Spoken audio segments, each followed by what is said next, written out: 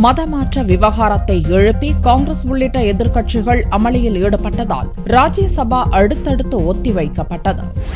அரசு சலுகைகளை வாங்கித் தருவதாக கூறி ஆக்ராவில் கடந்த வாரம் 100க்கும் மேற்பட்ட இஸ்லாமியர்கள் இந்து மதத்துக்கு மாற்றப்பட்டனர். இந்நிலையில் திங்களன்று ராஜ்யசபா கூடியதும் மதமாற்ற விவகாரம் குறித்து விவாதம் நடத்த வேண்டும் என காங்கிரஸ், மார்க்சிஸ்ட் உள்ளிட்ட பல்வேறு எதிர்க்கட்சி உறுப்பினர்கள் வலியுறுத்தினர். ஆக்ரா மதமாற்றத்தால் நாட்டில் அமைதியற்ற சூழல் நிலவுவதாக கூறிய காங்கிரஸ் உறுப்பினர் ஆனந்த் சர்மா, இந்து அமைப்புகளின் மதமாற்ற முயற்சிகளை வெற்றி பெற விடமாட்டோம் என்றார். மதமாற்ற விவகாரத்தை விட வேறெதுவும் முக்கியம் இல்லை என்று மார்க்சிஸ்ட் உறுப்பினர் சீதாராம் யெச்சூரி கூறினார். இதன் மீது விவாதம் நடத்த வேண்டும் என்ற கோரிக்கையை சபை துணைத் தலைவர் குரியன் நிராகரித்ததால் காங்கிரஸ் உள்ளிட்ட எதிர்க்கட்சி உறுப்பினர்கள் சபையின் மையப்பகுதியை முற்றுகையிட்டு கோஷங்களை முழங்கினர்.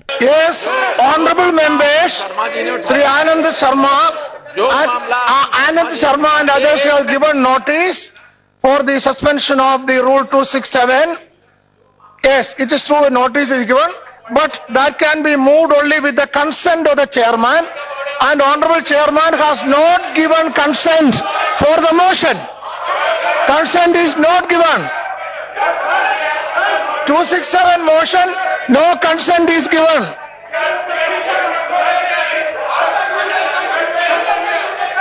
டிசம்பர் 17ஆம் தேதி மதமாற்றம் மீது விவாதம் நடக்கவிருப்பதை சுட்டிக்காட்டிய பார்லிமென்ட் விவகாரத்துறை இணையமைச்சர் முக்தார் அப்பாஸ் நக்வி, அப்போது உங்கள் கருத்துக்களை தெரிவியுங்கள் என்று கூறி எதிர்க்கட்சி உறுப்பினர்களை அமைதிப்படுத்த முயன்றார். ஆனால் இப்பிரச்சினை தீரும் வரை சபை நடக்க அனுமதிக்க மாட்டோம் என்று ஆனந்த் சர்மா கூறினார். தொடர்ந்து எதிர்க்கட்சி உறுப்பினர்கள் அமளியில் ஈடுபட்டதால் முதலில் பகல் 12 மணி வரைக்கும், பிறகு பிற்பகல் 2 மணி வரைக்கும் சபை ஒத்திவைக்கப்பட்டது. இதனிடையே அலிகாரில் டிசம்பர் 25ஆம் தேதி இந்து அமைப்புகள் நடத்த திட்டமிட்டிருந்த மதமாற்ற நிகழ்ச்சிக்கு உத்தரப்பிரதேச போலீசார் தடை விதித்துள்ளனர்.